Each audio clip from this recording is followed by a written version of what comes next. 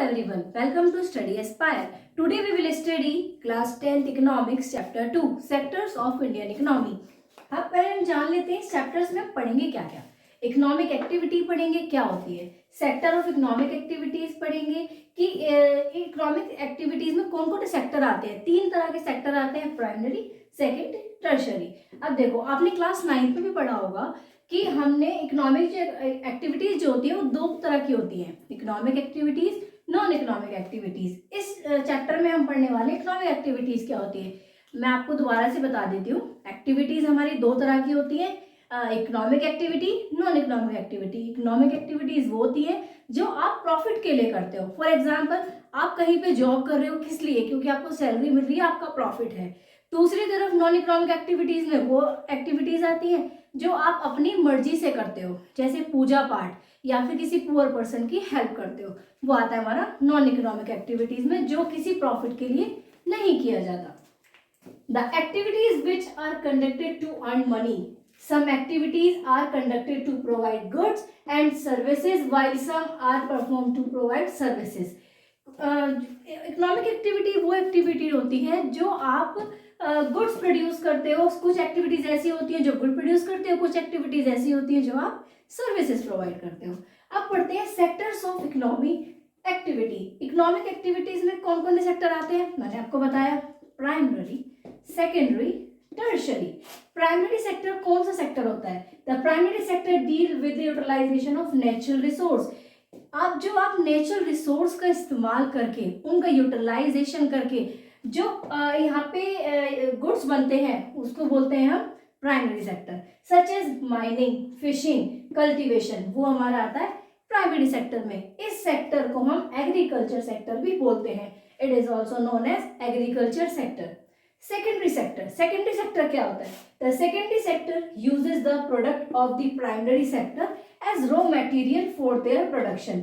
Secondary sector क्या होता है, जो प्राइमरी सेक्टर में गुड्स आते हैं उनका इस्तेमाल करके आगे मैन्युफैक्चरिंग करता है. जैसे प्राइमरी सेक्टर में एग्रीकल्चर लैंड पे कोई हमने गेहूं बोए हुए हैं, ठीक है, वहां से हम गेहूं लेकर सेकेंडरी सेक्टर में मतलब इंडस्ट्री में लेके आकर, मैन्युफैक्चरिंग इंडस्ट्री में लेके आकर उसका गुड्स प्रोड्यूस करेंगे. जैसे आटे के बिस्किट या गेहूं के बिस्किट प्रोड्यूस करेंगे, वो आता है हमारा सेकेंडरी सेक्टर में.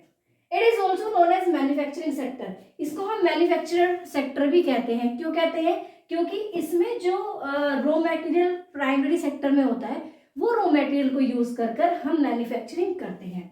Tertiary sector. The tertiary sector provide useful services to primary and secondary sector. अब ये टर्शरी सेक्टर जो है ना वो दोनों के लिए यूजफुल है, प्राइमरी के लिए भी, सेकेंडरी के लिए भी. It is known as service sector. इसको हम बोलते हैं सर्विस सेक्टर. जैसे अब मैंने बताया एग्जांपल आपको, प्राइमरी सेक्टर में हमने गेहूं जो है वो प्रोड्यूस किए हुए हैं, वो ले जाने के लिए कोई ट्रांसपोर्टेशन तो चाहिए ना, तो वो कौन प्रोवाइड करता है, टर्शरी सेक्टर. ऐसे ही सेकेंडरी सेक्टर, सेकेंडरी सेक्टर तक ले जाने के लिए, वहां पे रॉ मटेरियल को पहुंचाने के लिए, उसके लिए हमें ट्रांसपोर्टेशन की जरूरत होती है, वो होता है हमारा टर्शरी सेक्टर, जिसको हम बोलते हैं सर्विस सेक्टर. ये ध्यान रखना, प्राइमरी सेक्टर को हम एग्रीकल्चर सेक्टर बोलते हैं, सेकेंडरी सेक्टर को हम मैन्युफैक्चरिंग सेक्टर बोलते हैं, टर्शरी सेक्टर को हम सर्विस सेक्टर बोलते हैं. अब हम पढ़ेंगे difference between primary sector, secondary sector and tertiary sector. First difference, it is also known as agriculture sector, it is also known as manufacturing sector, it is also known as service sector. Primary sector को agriculture sector कहते हैं, secondary sector को manufacturing sector कहते हैं, tertiary sector को service sector बोलते हैं. Second difference, this sector produce goods and services by exploiting natural resources. ये सेक्टर प्रोड्यूस करता है गुड्स एंड सर्विसेज किस चीज का यूज करके, नेचुरल रिसोर्सेज का यूज करके. दिस, अब पढ़ते हैं secondary sector. This sector transform one good into another by creating more utility from it. देखो मैंने बताया सेकेंडरी सेक्टर वो सेक्टर होता है, आप प्राइमरी सेक्टर से रॉ मटेरियल कलेक्ट करोगे और फिर मैन्युफैक्चर करोगे, उसका एक प्रोडक्ट बनाओगे. जैसे गेहूं का मैंने एग्जांपल दिया, आप रॉ मटेरियल है गेहूं, लेकिन उसका आप कुछ भी बना सकते हो, बिस्किट बना सकते हो, बहुत सारी चीजें हैं, आप मैन्युफैक्चरिंग करके प्रोडक्ट बना सकते हो उसका. Tertiary sector, this sector produce useful service to primary sector and service sector. ये सर्विस प्रोवाइड करता है प्राइमरी और सेकेंडरी को, मीन्स ट्रांसपोर्टेशन सर्विसेज प्रोवाइड करता है। This sector is unorganised and use traditional technique. ये अनऑर्गेनाइज्ड है, कोई सिस्टमेटिक वे में वर्क नहीं होता है, ये ट्रेडिशनल टेक्निक्स का यूज होता है प्राइमरी सेक्टर में। It is organise sector and use better technique. Secondary sector जो है वो ऑर्गेनाइज सेक्टर है और बेटर टेक्निक्स यूज करता है for manufacturing of products. It is an organise sector and uses better technique. Tertiary sector भी एक ऑर्गेनाइज सेक्टर है, ऑर्गेनाइज्ड है और बेटर टेक्निक्स का यूज करता है। अब बात करते हैं इन तीनों में एक्टिविटीज कौन कौन सी आती हैं। Activities related to agriculture, forestry, mining, animal husbandry are included in this sector. ध्यान रखना, जो भी आप डेफिनेशन लिखते हो या डिफरेंस लिखते हो, एग्जाम्पल्स को जरूर मेंशन करना। इस प्राइमरी सेक्टर में कौन कौन सी एक्टिविटीज आती हैं, फॉरेस्ट्री, एग्रीकल्चर, माइनिंग। पहले पॉइंट में लिखा है एग्रीकल्चर सेक्टर कहते हैं, तो उसका मतलब एग्रीकल्चर एक्टिविटीज प्राइमरी सेक्टर में आती हैं। ऐसे ही इसमें लिखा है मैन्युफैक्चरिंग, मतलब मैन्युफैक्चरिंग सर्विसेज के अंदर आती हैं। It include manufacturing unit, small scale units, large firms, big corporations and multinational corporations. ये सब सेकेंडरी सेक्टर में आता है। अब बात करते हैं टर्शरी सेक्टर की। टर्शरी सेक्टर में क्या आती है, the sector has failed to provide employment to the surplus worker of the primary sector. ये सेक्टर फेल हो गया था एम्प्लॉयमेंट प्रोवाइड करने के लिए, लेकिन इसके एग्जांपल्स क्या क्या आते हैं इसका टर्शरी के अंदर, इस सर्विसेज प्रोवाइड करता है प्राइमरी और सेकेंडरी, जैसे ट्रांसपोर्टेशन, वो सब आता है हमारा टर्शरी सेक्टर में। अब हम पढ़ेंगे कंपेयरिंग द थ्री सेक्टर्स। जो हमने थ्री सेक्टर पढ़े हैं कौन कौन से, प्राइमरी, सेकेंडरी एंड टर्शरी, उनको कंपेयर करते हैं। देखो बेसिकली ये तीन सेक्टर एक दूसरे के ऊपर डिपेंडेंट है। These primary, secondary and tertiary activities are interdependent on each other as the goods and services produced in one is used in the other sector also. जो पहले सेक्टर में कुछ गुड्स एंड सर्विसेज प्रोड्यूस हो रहे हैं वो दूसरे sector के लिए भी जरूरी है। जैसे प्राइमरी में रॉ मटेरियल इकट्ठा होता है, ठीक है, और सेकेंडरी में वो प्रोडक्ट मैन्युफैक्चर होता है, और टर्शरी में वही प्रोडक्ट ट्रांसपोर्ट होता है, ठीक है। तो अगर हम इन सेक्टर को तीनों को कंपेयर करें तो ये तीनों एक दूसरे पे इंटरडिपेंडेंट है। अब हम पढ़ते हैं goods and services are of two types. अब हमने पढ़ा, ठीक है, गुड्स एंड सर्विसेज होते हैं। गुड्स एंड सर्विसेज भी दो तरह के होते हैं। कौन कौन से, final goods and services, intermediate goods and services. पढ़ते हैं फाइनल गुड्स एंड सर्विसेज कौन से होते हैं। It means those goods and services that are directly consumed by consumer and are not made for further production. Final goods and services वो goods and services होती हैं जो कंज्यूमर डायरेक्टली कंज्यूम करता है, वो फर्दर प्रोडक्शन के लिए उसकी नीड नहीं होती है, वो रेडी टू ईट होते हैं। Intermediate goods and services, it means those goods and services that are used for further production. Intermediate goods and services वो होते हैं जो फर्दर प्रोडक्शन के लिए अभी जाने हैं, अभी होगा फर्दर प्रोडक्शन उनका, वो रेडी टू ईट या फिर हमारा डायरेक्टली कंज्यूम नहीं करते हैं consumers. Okay, GDP most important क्या होता है, gross domestic product, total value of all goods and services produce in a country in 1 year. एक साल में जितना भी पूरी हमारी कंट्री में गुड्स एंड सर्विसेज प्रोड्यूस हुए उनका टोटल हमारा होता है ग्रॉस डोमेस्टिक प्रोडक्ट। ठीक है, समझ में आ गया आपको, ये इंपॉर्टेंट है, आपको ये क्लियर होना बहुत जरूरी है कि ग्रॉस डोमेस्टिक प्रोडक्ट क्या होता है। आप अभी आगे जब पढ़ोगे नेक्स्ट क्लास में तो इसका ब्रॉड कंसेप्ट पढ़ोगे जीडीपी का, तो इसका मतलब ध्यान से सुन लो। जीडीपी क्या होता है, हमारी total value of all the goods and services produce in a country in 1 year. Reason why tertiary sector becoming the most important in India. अब हम जान लेते हैं जो टर्शरी सेक्टर है वो इतना ज्यादा इंपॉर्टेंट क्यों है, क्या क्या रीजन है उसके पीछे जो टर्शरी सेक्टर को आज के टाइम में इतना इंपॉर्टेंट माना जा रहा है। It provide basic services to the people, example hospital, post office, telegraph etcetera. ये हमें बेसिक सर्विसेज प्रोवाइड करवाता है लोगों को, ठीक है, इसलिए ये इंपॉर्टेंट है। For the development of the agriculture industry, transport and trade like activities are vital. Development के लिए ट्रांसपोर्टेशन, एग्रीकल्चर और ये सब बहुत ज़्यादा जरूरी है, जो कि हमारा टर्शरी सेक्टर में आता है, इसलिए हमारा टर्शरी सेक्टर बहुत ज़्यादा इंपॉर्टेंट है। With the increase of income level of the production, more services were needed और डिमांडेड बाय पीपल। जैसे ही लोगों की इनकम बढ़ेगी वो क्या करेंगे, जैसे कि लोगों की इनकम पहले 1 लाख थी, अब और ज़्यादा बढ़ गई, इम्प्रूव हो गई, तो वो और ज़्यादा चीज़ परचेज करने की कोशिश करेंगे। मानो ठीक है कि कोई अच्छी खासी फैमिली है, उनका इनकम लेवल बहुत ज़्यादा है और अब और ज़्यादा इंक्रीज हो गया है, तो वो कार भी परचेज करेंगे, बहुत सारी चीज़ें अपनी फैसिलिटीज़ बढ़ा लेंगे। तो क्या हुआ, ट्रांसपोर्टेशन होगा, तो इसलिए ये भी बहुत ज़्यादा इंपॉर्टेंट माना जा रहा है आज के टाइम पे। If provide employment to people in large number, अब जब लोगों की फैसिलिटीज बढ़ेगी, इनकम बढ़ेगी, तो फिर क्या होगा, एम्प्लॉयमेंट भी बढ़ेगा, जो लोग बेरोजगार हैं वो उनको एम्प्लॉयमेंट भी मिलेगा। तो इसलिए भी टर्शरी सेक्टर को बहुत ज़्यादा इंपॉर्टेंट माना जाता है आज के टाइम में। अब हम पढ़ेंगे डिफरेंट टाइप्स ऑफ अनएम्प्लॉयमेंट। कितने तरह की अनएम्प्लॉयमेंट होती है, एक होती है अंडर एम्प्लॉयमेंट और जिसे हम कहते हैं डिसगाइज्ड एम्प्लॉयमेंट, दूसरी होती है सीजनल अनएम्प्लॉयमेंट। हम जानते हैं अंडर एम्प्लॉयमेंट या फिर डिसगाइज्ड एम्प्लॉयमेंट क्या होती है, a situation where more people are engaged than required, so even if you turn people out production will not be affected। देखो अंडर एम्प्लॉयमेंट वो एम्प्लॉयमेंट होती है, एग्जाम्पल के थ्रू समझाती हूँ आपको, कि जैसे किसी को काम मिला है, 5 लोगों को काम मिला है कि आपको ये कंप्लीट करना है, ये एरिया आपको कंप्लीट करना है, ठीक है, लेकिन उसमें वर्कर काम कर रहे हैं 10 लोग, मीन्स जैसे कि फैमिली मेंबर्स भी लग जाते हैं उसमें काम करने के लिए, तो वो अंडर एम्प्लॉयमेंट माना जाएगा।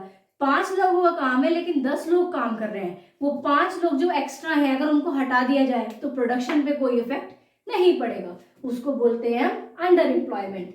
सीजनल अंडर एम्प्लॉयमेंट किसे कहते हैं, सीजनल अनएम्प्लॉयमेंट। सीजनल अनएम्प्लॉयमेंट वो होती है जो सिर्फ सीजन, कुछ ऑफ सीजन के टाइम पर ही लोग अनएम्प्लॉयड रहते हैं, उसको बोलते हैं सीजनल एम्प्लॉयमेंट। देखो how to create more employment, employment को हम कैसे क्रिएट कर सकते हैं, कैसे बढ़ा सकते हैं, जो लोग अंडर एम्प्लॉयड हैं, जो कि अनएम्प्लॉयड हैं, वो कैसे हट सकता है और कैसे उन्हें एम्प्लॉयमेंट मिल सकती है।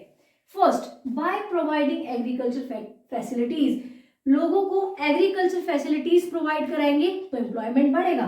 Cheap agriculture credit, agriculture credit को चीप रेट पे देंगे तो एम्प्लॉयमेंट बढ़ेगा। Setting up industries in semi rural areas, semi rural areas में इंडस्ट्रीज का सेटअप होना बहुत जरूरी है, जितना ज्यादा होगा उतनी हमारी एम्प्लॉयमेंट बढ़ेगी। By opening more school and college, जितने स्कूल और कॉलेज ओपन होंगे हमारी एम्प्लॉयमेंट बढ़ेगी। स्कीम्स लाइक MGNREGA 2005, अब पढ़ते हैं स्कीम्स क्या, ये स्कीम है क्या, Mahatma Gandhi national rural employment guarantee act 2005, कब बनी थी ये स्कीम, 2005। अब ये स्कीम बनी क्यों थी, all those who are able to and are in need of work in rural areas are guaranteed 100 days of employment in a year by the government। देखो गवर्नमेंट उन लोगों को, जिन लोगों को नीड है या फिर जो लोग कर सकते हैं काम, ठीक है, उनको 100 डेज की एम्प्लॉयमेंट देती है पूरे साल में, ठीक है। कई बार क्या होता है गवर्नमेंट फेल भी हो जाती है, ये पूरा अपना जो गवर्नमेंट ने एक्ट बनाया है कई बार नहीं फुलफिल कर पाती है, लेकिन उसके बिहाफ पे गवर्नमेंट क्या करती है, अगर बाई चांस अगर नहीं कर पाती है इस चीज को पूरा, तो गवर्नमेंट पीपल को अलाउंसेस देती है, ठीक है। This act is also called as right to work, इस एक्ट को हम क्या कहते हैं, राइट टू वर्क, ध्यान रखना, दिस एक्ट को हम क्या कहते हैं, right to work. Various wages to provide employment opportunities in rural areas, अब हम देखते हैं कि क्या क्या हम एम्प्लॉयमेंट अपॉर्चुनिटीज प्रोवाइड करा सकते हैं रूरल एरियाज में। First, provide loan to small farmers, जो स्मॉल फार्मर्स हैं जिनके पास नहीं है इतना पैसा कि जो अपना सामान वगैरह खरीद सके, जिसकी वजह से वो अपने फार्मिंग एक्टिविटीज कर सकते हैं, उनको लोन प्रोवाइड कराना चाहिए। Dams can be constructed will lead to a lot of employment generation, dams अगर बनेंगे, कंस्ट्रक्ट होंगे एग्रीकल्चर में, तो क्या होगा, एम्प्लॉयमेंट जनरेट होगी ऑटोमेटिक बहुत ज़्यादा। Construction of road in rural areas create employment, जो रूरल एरियाज में रोड जो बनी हुई है रूरल एरियाज में, उनका कंस्ट्रक्शन होगा तो एम्प्लॉयमेंट बढ़ेगी। More and more school should be open, जितने ज़्यादा स्कूल और कॉलेजेस खुलेंगे उतना ज़्यादा बेनिफिट होगा। To improve the health situation we need more doctors, nurses, health workers to work in rural areas. देखो रूरल एरियाज में हमें क्या चाहिए, हमें हेल्थ फैसिलिटीज भी चाहिए, जिसकी वजह से एम्प्लॉयमेंट बढ़ेगा, ठीक है, डॉक्टर चाहिए, नर्सेज चाहिए, हेल्थ वर्कर्स चाहिए, ठीक है। Various way to create more employment in the agriculture sector. अब एग्रीकल्चर सेक्टर में हम कैसे एम्प्लॉयमेंट क्रिएट कर सकते हैं? First, storage facilities could be provided, storage facilities provide होनी चाहिए। Transport facilities could be increase. देखो, जितनी फैसिलिटीज ट्रांसपोर्ट फैसिलिटीज इंप्रूव होगी या लेवल ऑफ ट्रांसपोर्ट बढ़ेगा, उतना ज्यादा एम्प्लॉयमेंट बढ़ेगा। Seeds and fertilisers could be subsidise. Seeds और फर्टिलाइजर्स जो मिलती है वो सब्सिडाइज होना चाहिए। Loans could be given to farmers to buy the agriculture equipment. जो फार्मर्स हैं, जो स्मॉल फार्मर्स हैं, उनको लोन देना चाहिए जिसकी वजह से वो अपने एग्रीकल्चर इक्विपमेंट्स को खरीद सकें। Organise sector, unorganise sector. Organise sector क्या होता है? The organise sector covers those enterprises और place of work where the term employment are regular and people have assured work. Organise sector वो सेक्टर होता है जहां पे एम्प्लॉयमेंट रेगुलर होती है, मतलब सिक्योर्ड एम्प्लॉयमेंट होती है। Whereas unorganise sector is a sector which is not covered register with the government. ये गवर्नमेंट से रजिस्टर्ड नहीं होता है और इसमें जॉब सिक्योरिटी भी नहीं होती है। फिक्स्ड वर्किंग आवर, ऑर्गेनाइज में वर्किंग आवर फिक्स्ड होते हैं, अनऑर्गेनाइज में फिक्स्ड आवर नहीं होते हैं। मिनिमम फिक्स्ड वेजेस, ठीक है, फिक्स वेजेस जो होते हैं वो मिनिमम है और इसमें लेस होते हैं। ऑर्गेनाइज सेक्टर में सिक्योर्ड एम्प्लॉयमेंट होती है, ठीक है, और अनऑर्गेनाइज सेक्टर में सिक्योर्ड नहीं रहती है। Enjoyable working condition, working condition enjoyable होती है, मतलब बहुत कंफर्टेबल वर्किंग कंडीशंस होती है। इसमें कोई भी वर्किंग कंडीशन सिक्योर या फिर इंजॉयबल नहीं होती है। Other facilities such as medical, other pension are provided. इसमें मेडिकल फैसिलिटीज और अच्छे से ट्रीट किया जाता है और पेंशन्स भी प्रोवाइड की जाती है, लेकिन इसमें कोई भी एज सच फैसिलिटीज प्रोवाइड नहीं की जाती है। Why do workers in the unorganized sector need protection on issue like wage, safety and healthy? क्यों चाहिए? अनऑर्गेनाइज सेक्टर क्या होता है? वो सेक्टर जहाँ पे सिक्योरिटी नहीं है और गवर्नमेंट का कोई भी इंटरफेरेंस नहीं है, तो क्यों चाहिए प्रोटेक्शन? ठीक है, the employ refuse to follow laws that protect labours. Employ मना कर देता है जो लेबर्स के लिए, जो एम्प्लॉयज काम करते हैं वहां पे, जो उनके रिगार्डिंग उनके बेनिफिट के लिए लॉज हैं, उनको रिफ्यूज कर देते हैं, उनको नहीं मानते हैं। The workers are not paid a fair wages. काम करने के हिसाब से उस तरह का वेजेस नहीं देते हैं। जो एम्प्लॉयज हैं वो मेहनत ज्यादा करते हैं और उन्हें पेड कम किया जाता है। Job is not secured, job secured नहीं है, कभी भी निकाल देते हैं, कोई रिटर्न एग्रीमेंट, कोई कुछ भी नहीं है। The workers get no other benefits like provident fund, paid leave, medical facilities। कोई अदर फैसिलिटीज भी कोई प्रोवाइड नहीं करते हैं, मेडिकल हेल्थ से रिलेटेड कुछ भी फैसिलिटीज प्रोवाइड नहीं की जाती है। नो पेंशन ऑफर रिटायरमेंट, और कुछ भी सेफ्टी के लिए पेंशन भी ऑफर नहीं की जाती है। ठीक है, ये सारे कुछ इंपॉर्टेंट पॉइंट्स हैं जिसकी वजह से बहुत ज़्यादा जरूरी है वर्कर्स के लिए, ये सारी प्रोटेक्शन बहुत ज़्यादा जरूरी है। अब हम पढ़ेंगे sector in terms of ownership. Ownership के बेस में भी सेक्टर को दो पार्ट में डिवाइड किया हुआ है, public sector and private sector. Public sector क्या होता है? The sector which is owned by government, जो गवर्नमेंट चलाती है, जो सब कुछ गवर्नमेंट के हाथ में होता है। For example, Indian railways is govern by Indian government. Indian railways को कौन चलाता है? हमारी इंडियन गवर्नमेंट चलाती है। ध्यान रखना, एग्जाम्पल जरूर मेंशन करना, जो हमारी इंडियन रेलवेज है उन्हें कौन चलाती है? हमारी इंडियन गवर्नमेंट। अब दूसरी तरफ आता है प्राइवेट सेक्टर क्या होता है? इन this sector ownership of assets and delivery of services lie in the hand of individual और प्राइवेट कंपनीज। देखो, जो भी एसेट्स हैं, जो भी सर्विसेज की डिलीवरी होगी, जो भी डिसीजन होगा, या तो पर्टिकुलर इंडिविजुअल के हाथ में होगा या फिर प्राइवेट कंपनीज के हाथ में होगा।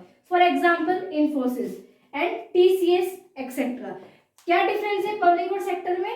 ये गवर्नमेंट के हाथ में होती है, ये इंडिविजुअल या फिर प्राइवेट कॉर्पोरेशन के हाथ में होती है, प्राइवेट कंपनीज के हाथ में होती है। अब हम पढ़ेंगे what is the difference between public sector and private sector.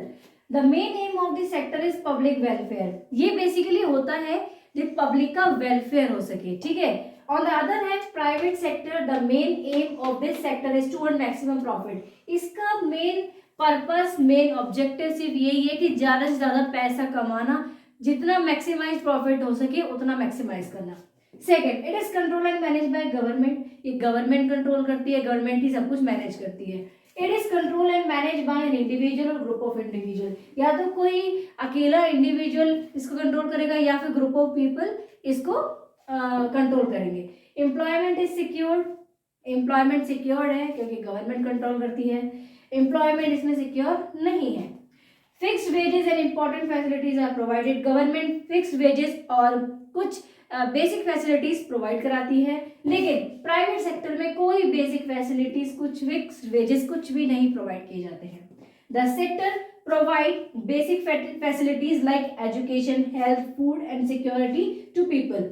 इसमें गवर्नमेंट क्या क्या प्रोवाइड कराती है? एजुकेशन प्रोवाइड कराती है, हेल्थ अच्छे करने के लिए बहुत सारी चीजें कराती है, फूड प्रोवाइड कराती है और सिक्योरिटी जो मोस्ट इंपॉर्टेंट है वो प्रोवाइड कराती है। Example BSNL, post office. On the other side private sector में the sector provide consumer good to people, इस सेक्टर में कंज्यूमर गुड्स प्रोवाइड किए जाते हैं पीपल को। For example Reliance. This is our last topic of this chapter, sector of the Indian economy. चलो पढ़ते हैं। Major problem faced by farming sector, farming sector में जो प्रॉब्लम्स हमें क्या क्या फेस करनी पड़ती है। First problem unirrigated land, unirrigated land मतलब वो लैंड एरिया जहाँ पे हम इतना सफिशिएंट वाटर सप्लाई नहीं कर पाते हैं जिसकी वजह से वो प्लांट या फिर सीड्स ग्रो हो। Second fluctuation in income, income में उतार चढ़ाव होता रहता है, ठीक है, ये फार्मिंग सेक्टर में बहुत ज्यादा देखना पड़ता है, फ्लक्चुएशन इन इनकम। डेब्ट बर्डन, उनके ऊपर अगर वो चलो थोड़ा बहुत कर्ज लेकर भी काम चला लेते हैं तो उनको अगर तब भी उनकी फसल डूब जाती है तब भी उन्हें बहुत ज्यादा बर्डन रहता है डेट का, वो और डरते हैं कि दोबारा लेंगे तो कहीं खराब ना हो जाए। No job in the off season, और ऑफ सीजन में वो उनके पास कोई जॉब सिक्योरिटी है, जॉब नहीं रहती है, ऑफ सीजन में वो बेरोजगार रहते हैं। तो ये कुछ इंपॉर्टेंट मेजर प्रॉब्लम है जो कि फार्मिंग सेक्टर फेस करता है। आई होप आपको ये चैप्टर समझ में आया हो। Thank you for watching my video. Please do like my video, subscribe my channel and please share. Thank you.